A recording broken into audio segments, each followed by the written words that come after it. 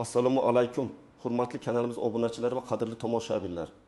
Bugun men siz bilan judayam muhim, hayotiy ahamiyatga ega bo'lgan bir mavzu haqida gaplashmoqchiman. Agar siz 1970 yilgacha tug'ilgan bo'lsangiz, ushbu video sizning aprel oyi to'lovlaringiz, nafaqalaringiz yoki boshqa ijtimoiy yordam pullaringiz kelish kelmasligini hal qilishi mumkin. Bu shunchaki ogohlantirish emas, bu aniq yo'l yo'riq. Shuning uchun videoni oxirigacha diqqat bilan tomosha qiling. Har bir so'zimga e'tibor bering. Chunki birgina mayda tafsilot ham sizga tegishli bo'lgan pullarni o'z vaqtida ola olmay qolishingizga sabab bo'lishi mumkin.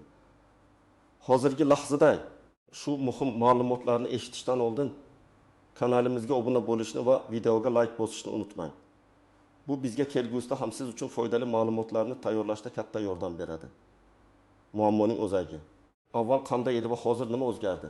Azizlar, uzoq yillar davomida bizning mamlakatimizda nafaqa va ijtimoiy to'lovlarni olishning bir necha an'anaviy usullari mavjud edi. Ko'pchilik keksa avlod vakillari bu pullarni pochta bo'limlari orqali naqd shaklida olishga o'rganishgan. Ba'zi hollarda maxsus xodimlar nafaqalarni uyga olib kelib berishardi. Ayniqsa jismoniy imkoniyati cheklangan yoki yoshi bir muncha katta bo'lgan kishilar uchun bu juda qulay usul edi. Shuningdek, ba'zilar banklardagi o'z hisob raqamlariga bog'langan eski turdagi jamg'arma daftarshalari orqali ham pullarni olishardi. Bu tizim o'sha davr uchun samarali edi. Lekin bugungi tezkor raqamlashtirish davrida uning bir qancha kamchiliklari ham yuzaga chiqa boshladi. Masalan, navbat kutish, naqd pul bilan bog'liq xavfsizlik muammolari, to'lovlarning kechikishi kabi holatlar tez-tez uchrab turardi. So'nggi yillarda hukumatimiz tomonidan barcha sohalarda, xususan ijtimoiy ta'minot tizimida ham keng qamrovli islohotlar amalga oshirilmoqda. Bu islohotlarning asosiy maqsadlaridan biri aholiga ko'rsatilayotgan xizmatlarni soddalashtirish, shaffoflikni oshirish va eng muhimi pullik to'lovlarni manzilli va tezkor yetkazib berishdir. Aynan shu maqsad yo'lida nafaqa va ijtimoiy to'lovlarni raqamlashtirish, ularni bevosita bank kartalari orqali amalga oshirish jarayoni joriy etilmoqda. Endi nafaqa oluvchilarning ma'lumotlari yagona davlat reyestrida markazlashgan holda saqlanadi va ularga tegishli pullar avtomatik ravishda ularning shaxsiy bank kartalariga o'tkaziladi. Xo'sh, nima uchun aynan 1970 yilgacha tug'ilgan fuqarolar? Bu savol ko'pchilikni qiziqtirishi tabiiy. Gap shundaki, bu yosh toifasidagi fuqarolar odatda yuqorida aytib o'tganimdek an'anaviy usullarda to'lovlarni olishga ko'nikkanlar. Ularning orasida zamonaviy bank kartalaridan foydalanishga hali o'rganmaganlar, bank hisob raqamlarini yangilamaganlar yoki davlat reyestridagi ma'lumotlarni aniqlashtirmaganlar ko'p. Shuningdek, bu guruhga kiruvchi ayrim fuqarolar ehtimol hali nafaqaga chiqmagan bo'lishlari mumkin, ammo yaqin kelajakda nafaqa oluvchilar safiga qo'shilishlari kutiladi. Shuning uchun bu muddat ularning barcha ma'lumotlarini tartibga solish va kelajakdagi qulayliklarni ta'minlash uchun belgilangan muhim bir davr hisoblanadi. Eski tizimdan yangi, zamonaviy va qulay tizimga o'tish har doim o'zgarishlarni talab qiladi va aynan sizning yosh guruhiga tegishli fuqarolarimiz ushbu o'zgarishlarga tezroq moslashishi uchun ushbu ogohlantirish berilmoqda. Asosiy qism 1. Batafsil tahlil. Nimani bilishingiz kerak, kim xavotirlanishi kerak va kim xavotirlanmasligi kerak? Hurmatli tomoshabinlar, endi mavzuning eng muhim qismiga o'tamiz. Sizga tegishli to'lovlarning aprel oyida muammosiz kelishini ta'minlash uchun nimani bilishingiz, qaysi qadamlarni qo'yishingiz kerakligini birma-bir tushuntirib beraman. Siz bilishingiz kerak bo'lgan eng asosiy narsa shuki, davlat tomonidan to'lanadigan barcha turdagi nafaqalar, ijtimoiy yordam pullari, kompensatsiyalar va boshqa shunga o'xshash to'lovlar endilikda asosan fuqarolarning shaxsiy bank kartalariga o'tkaziladi. Bu jarayonning sillik kechishi uchun sizning barcha shaxsiy ma'lumotlaringiz, pasport seriyasi va raqami, jismoniy shaxsning shaxsiy identifikatsiya raqami (JSHIR), bank kartangiz raqami va hokazo tegishli davlat reyestrida to'g'ri va aniq qayd etilgan bo'lishi shart. Agar ma'lumotlaringizda kichik bir xatolik yoki nomuvofiqlik bo'lsa, tizim sizga pul o'tkaza olmaydi va siz o'z haqqingizni olishda qiyinchiliklarga duch kelasiz. Endi esa kimlar aynan xavotirlanishi va kimlar biroz xotirjam bo'lishi mumkinligi haqida gaplashaylik. Kimlar xavotirlanishi kerak? 1. Hali ham nafaqasini naqd pulda oladiganlar. Agar siz o'z nafaqangizni har oy pochta bo'limidan yoxud pochta xodimi uyga olib kelib berganda naqd pul shaklida qabul qilsangiz, Siz birinchi navbatda xavotirlanishi kerak bo'lgan guruhdasiz. Bu tizim butunlay raqamli to'lovlarga o'tkazilishi sababli siz o'z nomingizga bank kartasi ochishingiz va uning ma'lumotlarini tegishli idoralarga taqdim etishingiz shart. Masalan, Olmaxon buvi 1935 yilda tug'ilgan. Uzoq yillar davomida nafaqasini har oy pochta orqali olib kelishardi. Yaqinda uning mahallasiga davlat xizmatlari markazidan kelgan xodimlar bank kartasi ochishi va ma'lumotlarni yangilashi kerakligini aytishdi. Agar u bu ishni aprelgacha qilmasa, nafaqasi kelmay qolishi mumkin.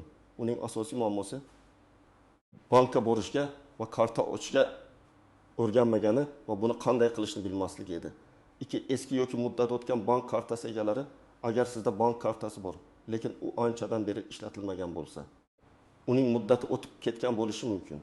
Yoki bo'lmasa, kartangiz juda eski turdagi bo'lib, hozirgi zamonaviy to'lov tizimlariga mos kelmasligi ham mumkin. Ba'zan banklar uzoq vaqt foydalanilmagan hisob raqamlarini yopishi ham mumkin. Masalan, Otabek amaki 1938 yilda tug'ilgan. Bank kartasi bor edi, lekin uni faqat to'lov kelganda ishlatardi, keyin esa bir necha oy tegmasdi. Kartaning muddati o'tganiga ancha bo'lgan, lekin u buni sezmagan. Yaqinda o'g'li kartani tekshirganda muddatini o'tib ketganini aniqladi. Endi u bankka borib yangi karta olishi va uning ma'lumotlarini davlat reyestrida yangilashi kerak. Agar bu ish aprelgacha qilinmasa, nafaqa puli o'tmasligi aniq. 3. Shaxsiy ma'lumotlari o'zgarganlar. Pasportingizni almashtirgan bo'lsangiz, familiyangiz o'zgargan bo'lsa, masalan, ayollarda turmushga chiqqandan keyin. Yashash manzilingizni o'zgartirgan bo'lsangiz, lekin bu o'zgarishlarni pensiya jamg'armasi, davlat xizmatlari markazlari yoki boshqa tegishli idoralarga ma'lum qilmagan bo'lsangiz, sizning davlat reyestridagi ma'lumotlaringiz eskirgan hisoblanadi. Tizim eski ma'lumotlar bilan yangi ma'lumotlarni moslashtira olmasligi mumkin. Masalan, Dilfuza opa 1930 yilda tug'ilgan. Yaqinda biometrik pasportini ID kartaga almashtirdi. Pasport seriyasi va raqami o'zgardi. Lekin bu haqda pensiya jamg'armasining hududiy bo'limiga xabar bermadi. Uning nafaqa ma'lumotlari hali ham eski pasporti bilan bog'langan. Agar u aprelgacha yangi ID karta ma'lumotlarini tizimga kiritmasa, pul o'tishida muammo yuzaga keladi. Dit karta bor, lekin davlat reyestriga bog'lanmaganlar. Ba'zida fuqarolarda faol bank kartasi mavjud bo'ladi. Ammo bu karta ularning nafaqa hisobiga davlat reyestrida to'g'ri bog'lanmagan bo'ladi. Ya'ni siz bank kartasini ochganingizda avtomatik ravishda bu karta nafaqa to'lovlari uchun ro'yxatdan o'tkazilgan bo'lmasligi mumkin. Bu bog'lanishni alohida amalga oshirish talab etiladi. Masalan, Sherali aka 1910 yilda tug'ilgan. Yaqinda uyga bankdan kelgan xodimlar yordamida o'ziga Humo kartasi ochdi. Kartani ochish jarayonida u nafaqa olish uchun ekanligini aytgan bo'lsa-da, ba'zan tizimdagi texnik nosozliklar tufayli yoki inson omili sababli ma'lumotlar to'g'ri ro'yxatdan o'tmasligi mumkin. Sherali aka o'z kartasining nafaqa to'lovlari tizimiga bog'langanligini tekshirishi shart. Aks holda aprel oyida kartasiga pul tushmasligi mumkin. Kimlar xavotirlanmasligi kerak yoki kamroq xavotirlanishi? Biri. To'lovlarni doimiy ravishda bank kartasiga oladiganlar. Agar siz allaqachon o'z nafaqangizni yoki ijtimoiy to'lovlaringizni har oy muntazam ravishda faol bank kartangizga qabul qilib kelayotgan bo'lsangiz va kartangiz muddatini o'tib ketmagan bo'lsa, siz xotirjam bo'lishingiz mumkin. Chunki sizning ma'lumotlaringiz ehtimol davlat reyestrida allaqachon to'g'ri ro'yxatdan o'tgan. Yaqinda barcha ma'lumotlarni yangilaganlar.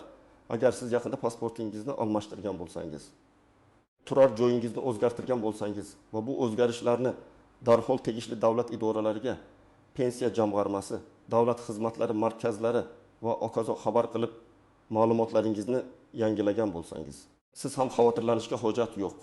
Shuni ta'kidlash kerakki, hatto siz o'zingizni xavotirlanishi shart bo'lmaganlar qatoriga kiritsangiz ham bir marta davlat reyestridagi ma'lumotlaringizni tekshirib qo'yish ortiqchalik qilmaydi.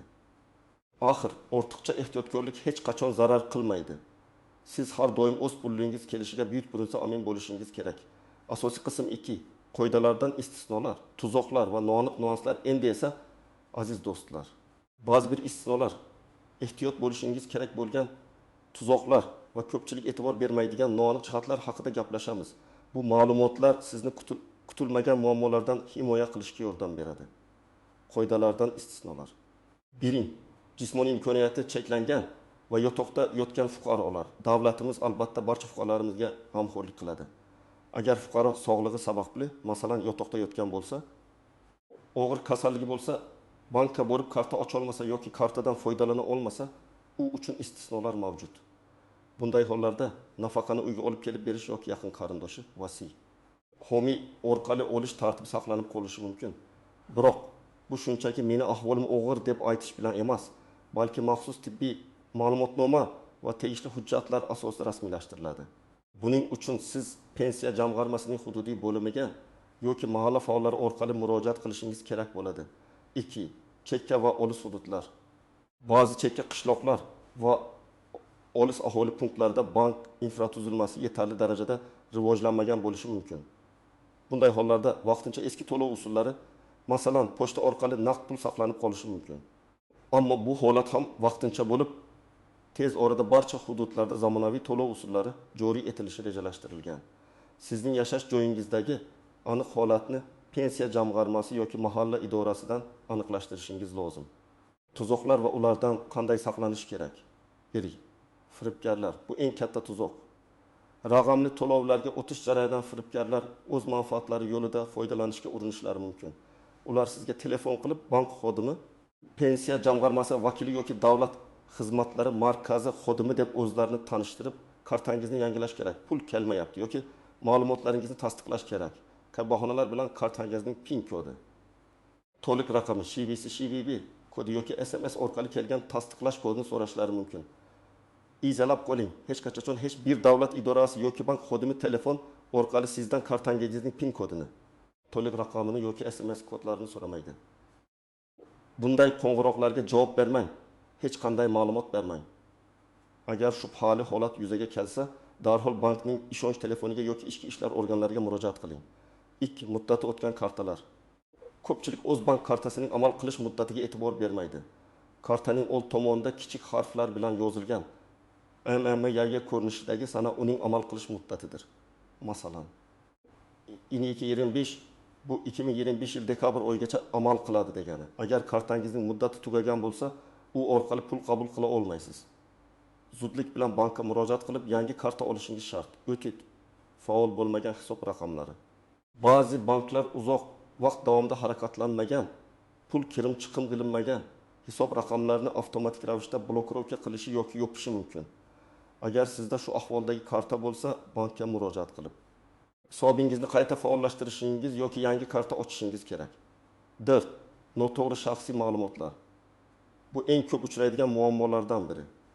Davlat reyestridagi ma'lumotlaringizda birgina harfning noto'g'ri yozilishi, masalan, familiyangizda pasport raqamining biror soni adashib qolishi yoki JSHR kodingizning boshqa shaxsning kodi bilan adashtirishi sizga pul kelmay qolishiga sabab bo'lishi mumkin.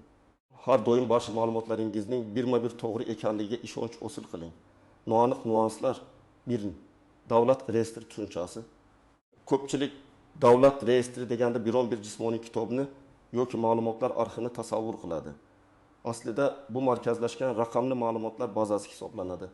Unda fuqarolarning shaxsiy ma'lumotlari, ijtimoiy holati, oladigan to'lovlari va ularning bank kartalari haqidagi ma'lumotlar saqlanadi. Pensiya jamg'armasi, ijtimoiy himoya agentligi, davlat xizmatlari markazlari va boshqa tegishli idoralar bu reyestr bilan o'zaro bog'langan holda ishlaydi. Bitta joyda ma'lumotni yangilasangiz, u boshqa tizimda ham aks etishi kerak. Ammo ba'zida tizimlar o'rtasida sinxronizatsiya kechikishi mumkin. 2. ID va onlayn xizmatlar. Kelajakda ehtimol ko'plab ma'lumotlarni masofadan, ya'ni internet orqali yangilash imkoniyati kengayadi. Buning uchun sizga elektron raqamli imzo yeri kerak bo'lishi mumkin. Hozirdanoq eri olish va undan foydalanishni o'rganish maqsadga muvofiqdir. Chunki bu sizning kelajakda davlat xizmatlaridan foydalanish jarayonini sezilarli darajada soddalashtiradi. Uchun barcha tegishli idoralarga xabar berish muhimligi, agar sizning shaxsiy ma'lumotlaringizda, masalan, pasportingiz yoki yashash manzilingiz o'zgarish bo'lsa, siz nafaqat pensiya jamg'armasiga, balki bankka ham, hatto mahalla qo'mitasiga ham xabar berishingiz kerak. Bu ma'lumotlarning barcha tizimlarda to'liq va aniq bo'lishini ta'minlaydi. Amaliy maslahatlar. Tomoshabin nima qilish kerakligi bo'yicha aniq qadamlar. Aziz tomoshabinlar, endi eng muhim qismga keldik. Yuqorida aytilgan barcha ma'lumotlarni hisobga olgan holda Sizga aprel oyida to'lovlaringiz muammosiz kelishi uchun aniq qadam-ba-qadam ko'rsatmalar beraman. Har bir qadamni diqqat bilan o'qib chiqing va bajarishga harakat qiling. İlk qadam. O'z to'lov usulingizni tekshiring. Siz nafaqangizni yoki boshqa to'lovlarni qanday qabul qilasiz? Agar siz har oy pochta orqali yoki uyga kelgan pochta xodimlaridan naqd pul oladigan bo'lsangiz, demak, sizning ma'lumotlaringizni yangilash va bank kartasiga o'tish zarur. Zudlik bilan keyingi qadamlarga o'ting. Agar siz allaqachon bank kartangizga pul qabul qilib kelayotgan bo'lsangiz. Keyingi qadamda kartangizning holatini tekshirishni unutmang. İlk qadam, agar naqd pulda olsangiz, bank kartasi oching. Qayerga borish kerak? Istalgan tijorat bankining eng yaqin filialiga yoki pensiya jamg'armasi bilan hamkorlik qiluvchi Xalq banki filialiga borishingiz tavsiya etiladi. Qanday hujjatlar kerak? O'zingizning pasportingiz yoki ID kartangiz va JSR raqamingiz, jismoniy shaxsning shaxsiy identifikatsiya raqami pasportingizda ko'rsatilgan bo'ladi. Nima qilish kerak? Bank xodimiga nafaqa olish uchun bank kartasi ochmoqchi ekanligingizni ayting. Ular sizga tegishli tartibda nafaqa kartasi yoki ijtimoiy karta ochishda yordam berishadi. Karta ochilgach, uning to'liq raqamini o'rnatib xonali va amal qilish muddatini yozib oling. 3 qadam. Agar kartangiz bo'lsa, uning holatini tekshiring. Kartangiz faolmi? Bankning mobil ilovasi orqali balansni tekshirib ko'ring yoki eng yaqin bankomatdan foydalanib tekshiring. Agar karta yopilgan bo'lsa yoki uning muddati o'tgan bo'lsa, 2 qadamda aytilgandek bankka borib yangi karta oling. Kartangizning muddati o'tmaganmi? Kartaning old tomonida ko'rsatilgan MMVY sanasiga e'tibor bering. Agar muddat o'tgan bo'lsa, yangi karta olishingiz shart. Kartangiz nafaqa hisobingizga bog'langanmi? Buning uchun eng yaxshi yo'l bankning ishonch telefoniga qo'ng'iroq qilish yoki pensiya jamg'armasining hududiy bo'limiga murojaat qilish. Ular sizning JSR raqamingiz orqali kartangizning nafaqa to'lovlari tizimiga bog'langanligini tekshirib bera oladilar. 4 qadam. Davlat reyestridagi ma'lumotlaringizni tekshiring, yangilang. Qayerga borish kerak? Pensiya jamg'armasining hududiy bo'limi. Sizning yashash joyingizdagi pensiya jamg'armasi bo'limiga borishingiz kerak. Bu asosiy organ hisoblanadi. Davlat xizmatlari markazlari DXM hozirda ko'plab xizmatlar, jumladan ijtimoiy to'lovlar bilan boliq ma'lumotlarni yangilash DXM orqali ham amalga oshiriladi. Bu eng qulay variantlardan biri hisoblanadi. Mahalla fuqarolar yig'ini ba'zi hollarda. Mahalla faollari ham tegishli ma'lumotlarni to'plashda yoki murojaat qilishda yordam berishi mumkin. Qanday hujjatlar kerak? Pasport yoki ID karta va uning nusxasi, JSR raqamingiz. Pensiya guvohnomasi agar mavjud bo'lsa. Yangi bank kartangizning rekvizitlari, raqami, bank nomi, hisob raqami. Agar familiyangiz, manzilingiz o'zgargan bo'lsa, buni tasdiqlovchi hujjatlar, nikoh guvohnomasi. Propiska haqidagi ma'lumotnoma. Nima qilish kerak? Tegishli idora xodimiga o'z pasport ma'lumotlaringizni, bank kartangiz raqamini va boshqa shaxsiy ma'lumotlaringizni davlat reyestrida yangilash uchun ariza yozishingizni ayting. Ariza yozishda aniq va to'liq ma'lumotlarni ko'rsating. Xodimlar sizga yordam berishlari shart. Onlayn portal. Agar sizda mavjud bo'lsa va internetdan foydalana olsangiz, MyPokov, uz yagona interaktiv davlat xizmatlari portali orqali ham ba'zi ma'lumotlarni tekshirish va yangilash imkoniyati mavjud bo'lishi mumkin. Ammo bu jarayon biroz murakkabroq bo'lishi mumkin. Shuning uchun shaxsan borish ko'proq tavsiya etiladi. 5 qadam. Natijani kuzatish. Murojaat qilganingizdan keyin darhol hamma narsa hal bo'lib qolmaydi. Bir necha kundan keyin yana pensiya jamg'armasining hududiy bo'limiga yoki DXMga telefon qilib, ma'lumotlaringizning yangilanganini va bank kartangizga bog'langanligini tasdiqlab oling. Aprel oyida to'lov kuni kelganida bank kartangizni tekshirib ko'ring. Agar pul o'tmagan bo'lsa, darhol murojaat qilgan idoraga qayta bog'laning. Hurmatli fuqarolar, bu qadamlarni amalga oshirishda sizga yaqinlaringiz, farzandlaringiz, nabiralaringiz, qo'shnilaringiz yoki mahalla faollari yordam berishlari mumkin. Yordam so'rashdan tortinmang. Bu sizning huquqingiz va davlatimiz sizga har tomonlama qulaylik yaratishga intilmoqda. Xulosa va yakuniy chorlov. Aziz tomoshabinlar, bugungi videoda men sizga 1970-yilgacha tug'ilgan fuqarolarimiz uchun aprel oyida kutilayotgan nafaqa va ijtimoiy to'lovlarni muammosiz qabul qilish bo'yicha barcha kerakli ma'lumotlarni berishga harakat qildim. Eng asosiysi, o'z bank kartangizning holatini tekshirish va davlat reyestridagi ma'lumotlaringizning to'g'ri va dolzarb ekanligiga ishonch hosil qilishdir. Bu oddiy. Ammo juda muhim qadamlar sizni kutilmagan muammolardan va pul to'lovlarining kechikishidan asraydi. Esingizda bo'lsin, bu sizning haqqingiz va uni o'z vaqtida hech qanday qiyinchiliklarsiz olishingiz shart. Umid qilamanki, ushbu video siz uchun juda foydali bo'ldi. Agar sizda savollar tug'ilgan bo'lsa, o'z fikrlaringizni va boshdan kechirgan holatlaringizni kommentariyalarda yozib qoldiring. Bu boshqa tomoshabinlar uchun ham foydali bo'lishi mumkin. Videoni foydali deb bilgan bo'lsangiz, albatta unga like bosing va kanalimizga obuna bo'lishni unutmang. Chunki biz siz uchun doim eng dolzarb va foydali ma'lumotlarni taqdim etishga harakat qilamiz. Keyingi videolarda ko'rishguncha o'zingizni ehtiyot qiling.